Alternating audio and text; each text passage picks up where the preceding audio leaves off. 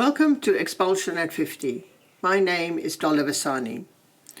Back in January 2022, Sanjay Patel approached me after seeing the podcast series on Facebook. Sanjay's story is aptly reflected in the opening lines of the selected song. What a strange story this is. Who knows where it started and where it will end? What destinations are these? Neither he nor I could understand that.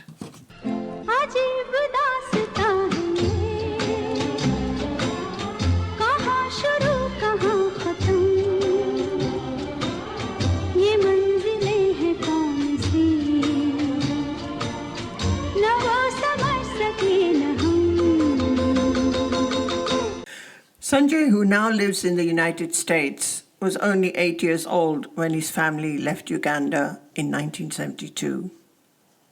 Many years later, Sanjay decided to write the book, My Hidden Journey. This is his story. Yeah, we were in the center of Kampala. We actually rented our place. So it was a flat or condo apartments, wherever you live, it's termed differently. But it was a nice community there. It's 11 flats there. And everyone's like, they're all Indian. So we all got together in the evenings. We used to cook together, play together. So it was a great community. And being in the center, there was a temple there, Hindu temple. It was literally about 5 minutes walk down the road from us, which we visited quite a lot. So what made it nice? It felt more free, to be honest. There, the people were same as us, so we got along really well together. I was because there was a lot of children living in the same community. I was one of the younger ones, so I got spoiled a lot. We played on the staircases, and we watched people playing badminton, all the men playing badminton there. Some of the memories going to the park and Dad taking pictures in the park, we all get dressed up. There's a lot of times that my uncle was so much into Safari Rally. So I enjoyed watching that. I was only 8 at that time, but, these are the things that I remember. The Safari Rally, going to the, Safari Park as well, seeing all the animals. Yeah, it's interesting, isn't it? There's so many people have shared the similar experiences of having a kind of a ready-made playground, with lots of children and being in each other's houses. And exactly. Yeah, I think that something about freedom around freedom of movement, freedom of expression. So, things were moving along quite nicely. You were... was your mom working at the time? No, a lot of Indian women didn't used to work there.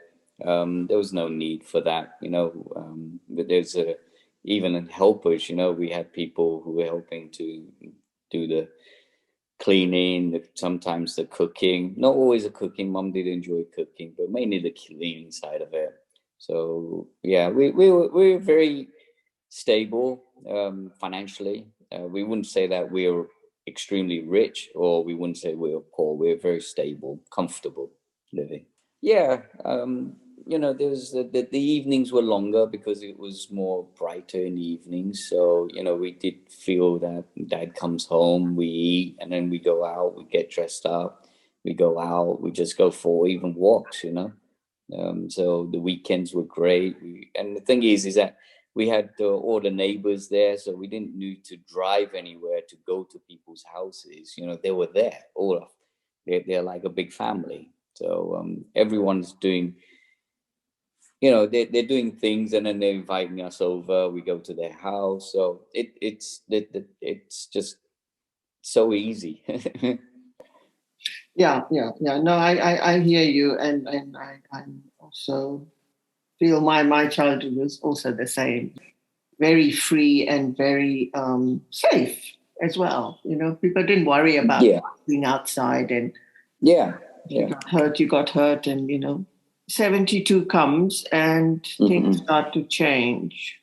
I know you are only 8, but I'm sure you can remember some things, yeah?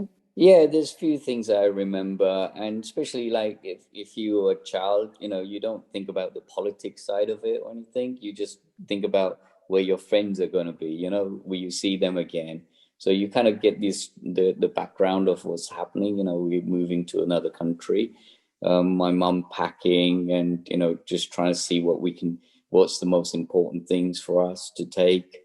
Seeing all that in the background, not going to school, hearing it on the radio, on the news, what's going on. We see pictures of tanks going up and down the streets and the army. That's for an 8-year-old, that's quite a frightening thing, to see guns, and you don't see guns before, and then what's happening, how's life going to change for you, so from like my parents' point of view, it's totally different view, and from an 8-year-old boy, it's a totally different view. Things change pretty quickly, and it takes time for you to absorb that, and especially the memories in 72 is a lot to do with the airport, how people were, they're frantic, they're crying, and it doesn't make sense to you at that time of what's going on. But we do know that we're going to go to another country and we're going to have a different life altogether. And now how that life will be, whether it'll be for the better or the worse, you won't know until you get there. Idi Amin changed everyone's lives, a lot of people's lives. Had we had stayed there, what would life be, if he didn't do this expulsion? And would it have been worse than it was, or could it have got worse? We don't know what that story would be like.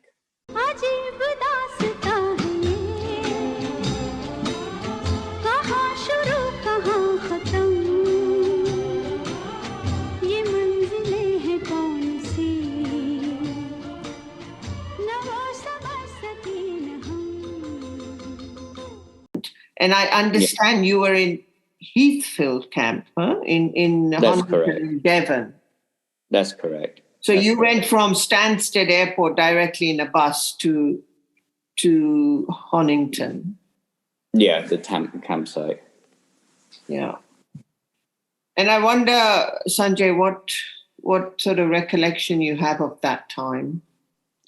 It felt really numb, because it's very hard to know what's going on, being a young child, you go there and you think, hey, hang on, this isn't our home. When we went to the camp and we were asked to go to the dining area, the food smelled different, so it's a culture shock. The food smelled different. It was bland. The taste was bland. You hear people around you talking, and they connect with each other somehow. They'll talk about their journey, how they got there. So it was a lot of, what we're going to do now, we're here, what we're going to do, that type of conversation. We didn't know much English. My father did know a lot of English. He spoke really well. But then simple things like, British people's accents are different. So it's hard to understand. So those are the things I picked up initially at the camp. The heater on the wall, it's something that we've never had before, So you think, what is this thing? It feels warm. It feels nice because it was cold day. And how long did you stay in Heathfield camp? We stayed for 10 days. But we were asked to leave as soon as we could, because they can't hold us for a long time. So what they did was they put a little article in a paper to say, we have a Ugandan family.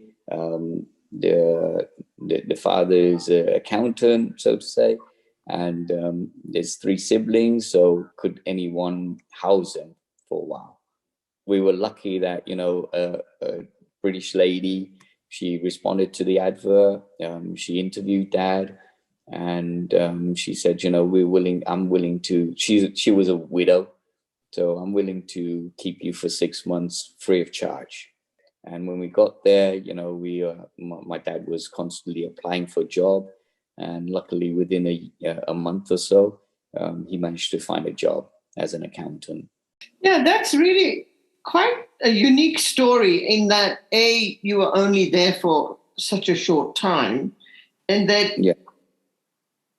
yeah, I'd never heard of them putting adverts in newspapers, requesting support and help.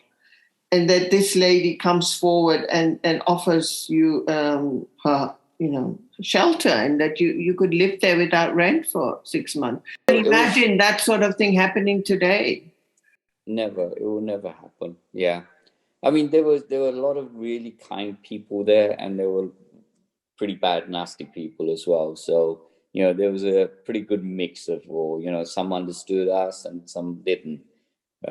So she was a blessing to us. She was the main person to start our life. And where was that? She was in a place called North Curry. So I believe that's still in Somerset. And then we moved, and then when Dad got a job, they helped him out with like a bridge loan, just as a deposit of the house. So that was another huge help. So we ended up in Wellington in Somerset. Yeah, that's the other thing that's very interesting, in that, many people who were in the camp didn't want to stay in the countryside. They wanted to go to bigger cities. So, definitely London, Birmingham, Leicester. And your father actually, found a job, and you went to Wellington, which is still in the rural area, huh? So there you end up in this place where you were probably, if I can imagine it, like, you could count the number of people who are not white on one hand. Very rural, yeah. And even like with Wellington, we couldn't afford anything within Wellington. So we were just on a very outskirts of Wellington. And there was another family in Wellington, and they owned a business. So we, after a little while, we got to know that they were another family there. So they kind of, they were another blessing for us, because they understood where we came from, and, we related a lot to them. So they were a kind of a helping hand whenever we needed something. So how was it for your mom, going from Kampala, where, everybody knows everybody, it's a sort of a very established community, it's Gujarati, you get all your masalas everywhere, there's no issue about that. And all of a sudden you're in this place. How was it for her? She's a strong person as a person, right? A lot of emotions she didn't used to show us, that emotions. She may used to go in a room and cry, but a lot of times she tried to just live and be happy that we're still alive, basically. For her, immediate thing is she needs to start to work now. So that's something that she's never done before. She worked. The hard thing for her is that she didn't know much English. She didn't know any English. So the only place that she can do is in a factory on an assembly line. She did get a job with that. The only issue is that she had to wear the Western clothes, because the saris that the Indian women wear, that would just get caught up. So that was really devastating for her. But it was something that she had to do. She didn't have an option if she wanted this job. Yeah. How old was your mom, if I may ask? Yeah, they got married young. My mom was, I believe, 18 when she got married, and my dad was 24. So there's 6 years difference. So dad was 36. Mom was 30. She's young. She's young, yeah. Okay, so you're in Wellington, and your mom is, having to adjust to this new environment in every way possible. And where did you get your spices and things from then? So what happened, we have relatives in London. So when they used to come and visit us, they used to bring the spices, food from there.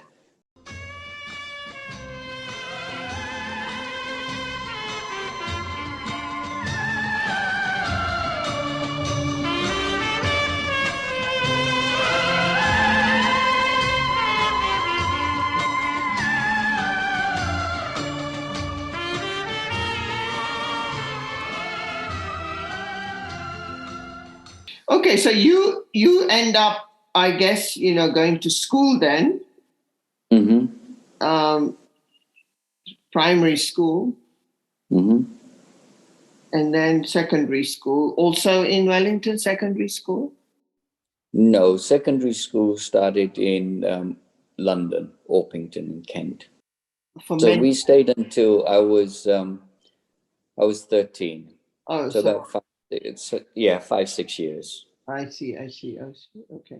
And then you moved to Orpington. Okay. Yeah. How would you say your experience of school was? It was a struggle. It was difficult being the only Indian person there or non-white there. I wasn't taken very well. It was a lot of bullying, racism, and I struggled with education because I had other things to think about. School throughout was a struggle from day one until I finished school, because we mainly lived in areas where there were all white people, non-whites. There was no non-white. So even Orpington, my sister and I were the only couple that was Indians there. And at that time, Indian people, a lot of British people were against us.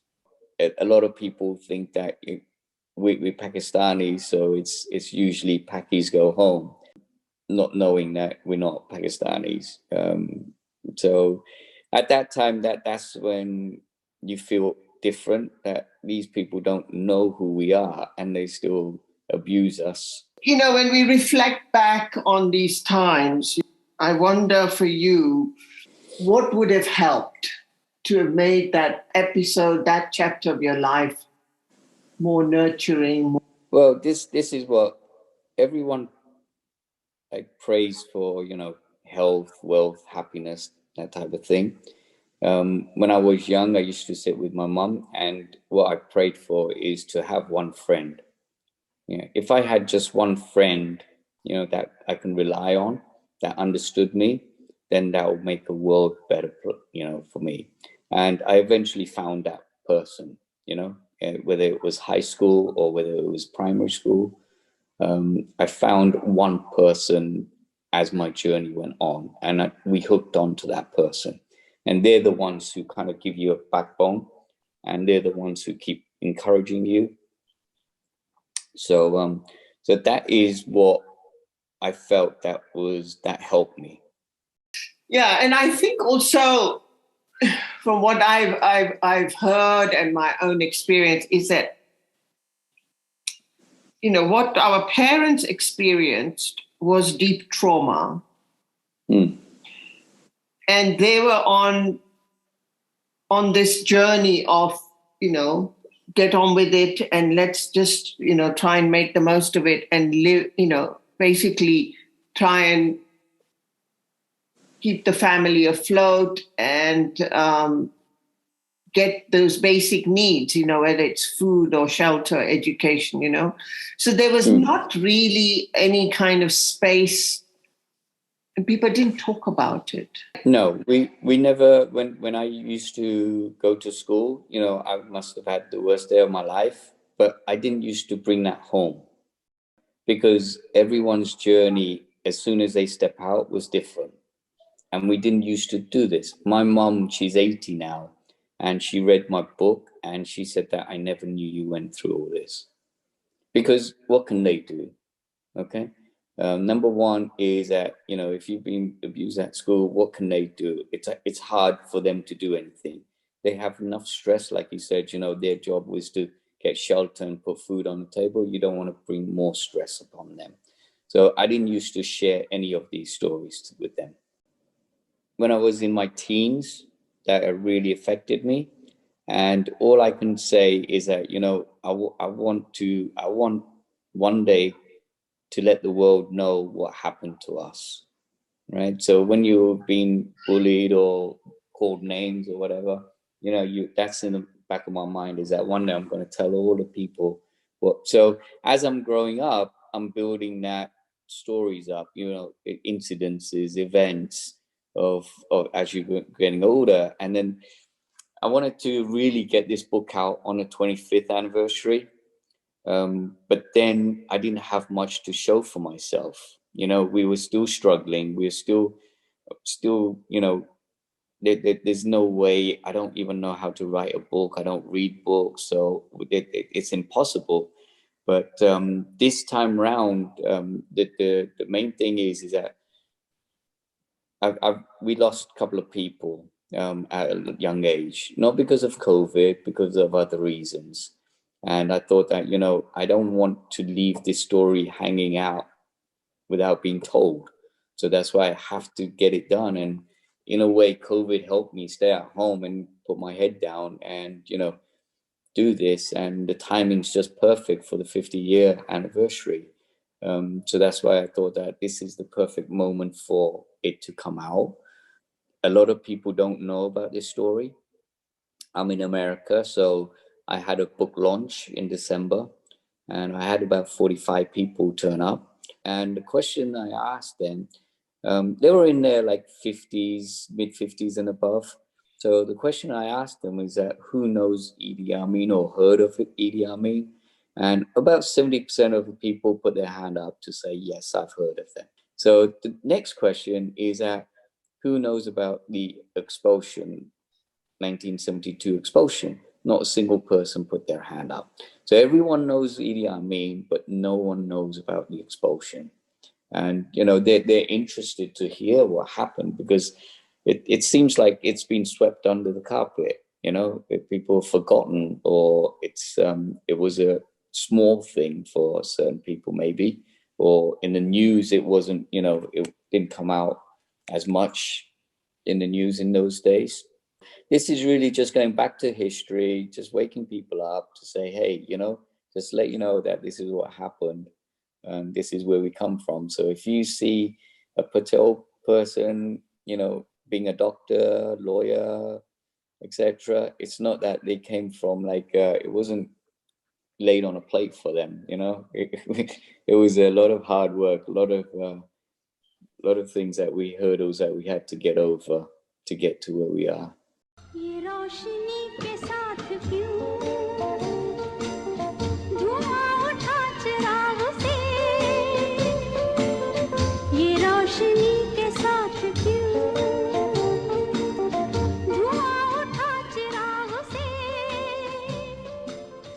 I think there's something about whether we're brought up to even articulate our feelings, If I have to generalize, that's not the way we were brought up.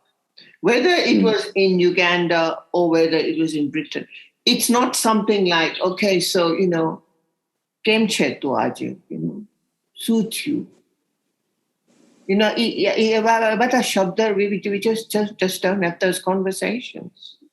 Yeah, I agree. And I think only on reflection, when we've had, all this time, that we think, oh my God, how come we never spoke about it?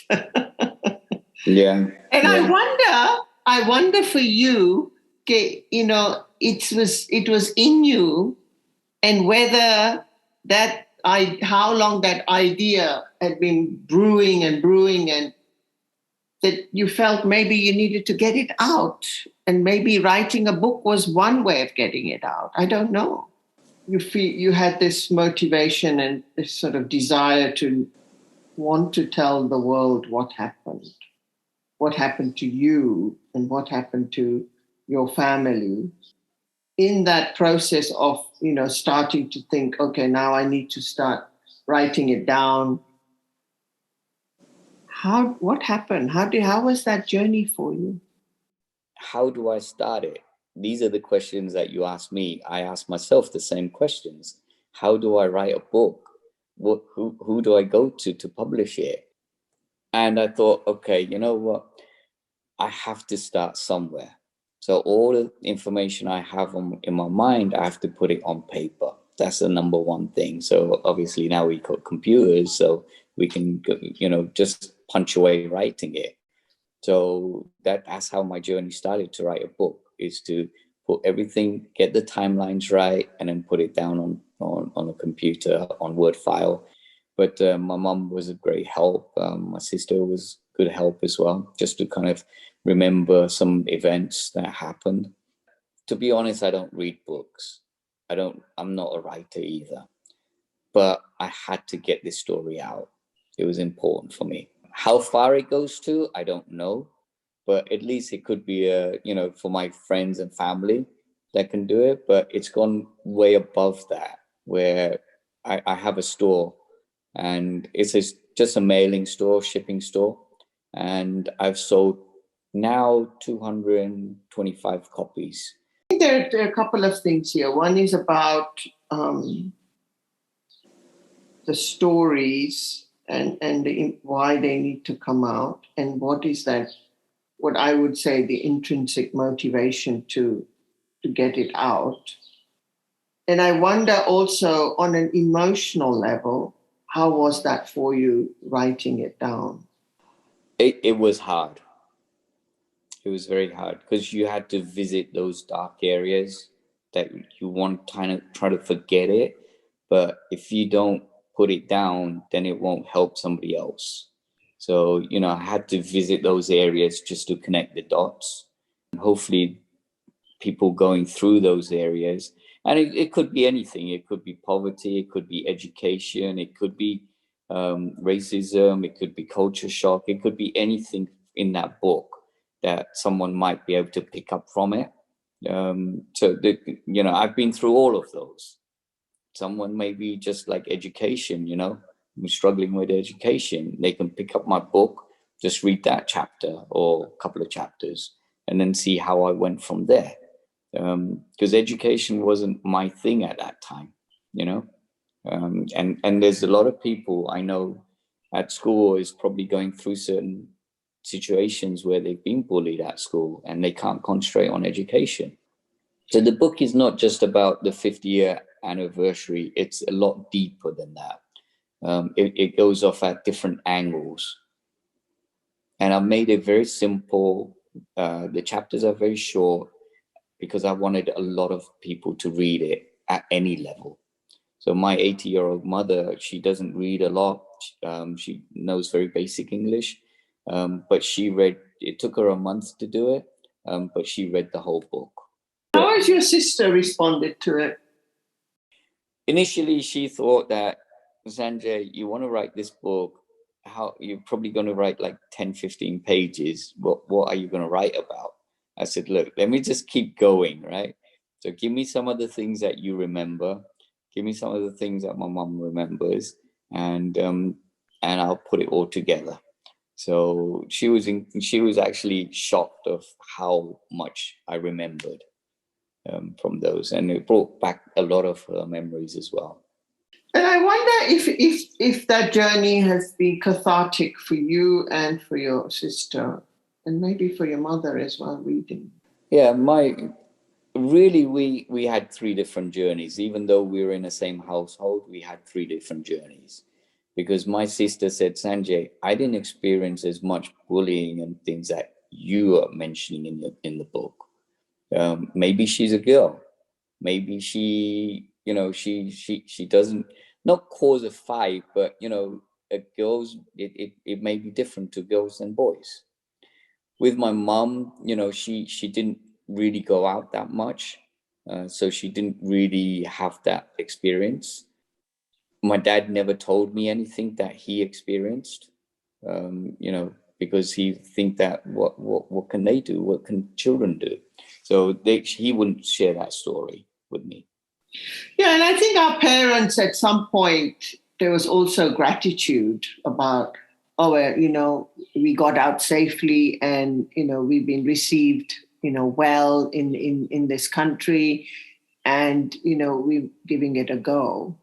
And I think moments and like the anniversaries are an opportunity to sort of dig a little bit and reflect on that journey.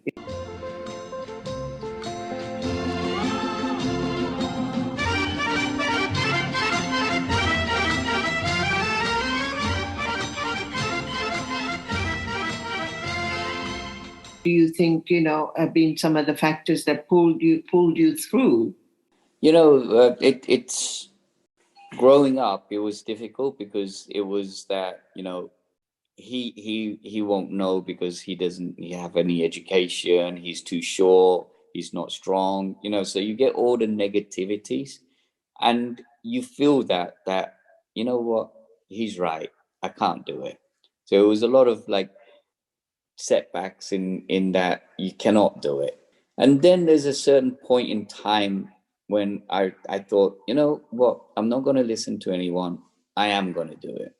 And the time that I started to believe myself, and focus and work hard, that's when I saw results. That's when people start to recognize me. That's when they start to consult, anything that they wanted consultation, they come to me. Sanjay, how do you do this? Why, if I get into this, should I do this? When someone's focus changes, it's incredible what you can do. So I've become a financial advisor. I've become a realtor here in America.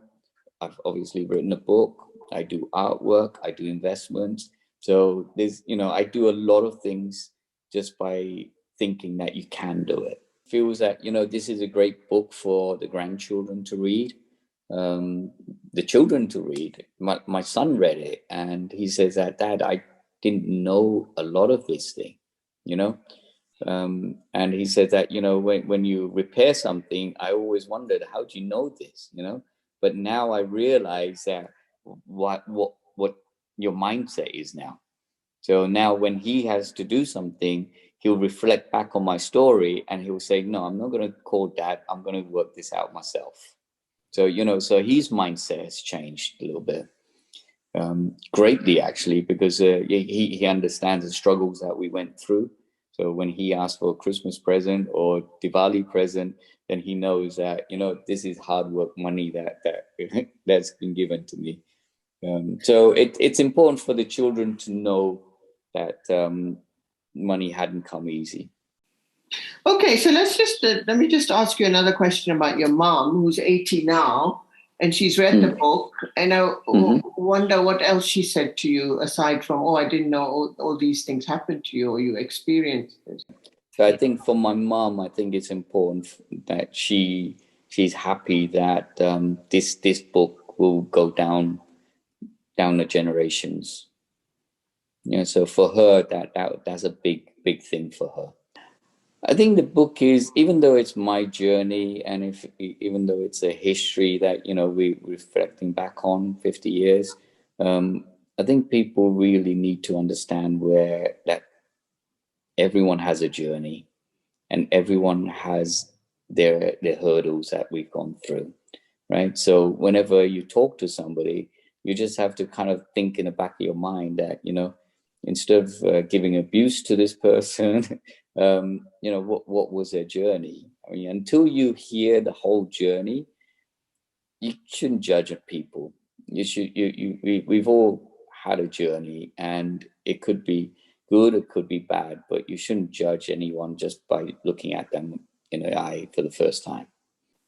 Yeah, no, I think it's a great gift that you have there to give to people of not just our generation, but the children, and also the grandchildren. Yeah, I'm not planning to change the whole world, but even if it touches a couple of people, that's good enough for me.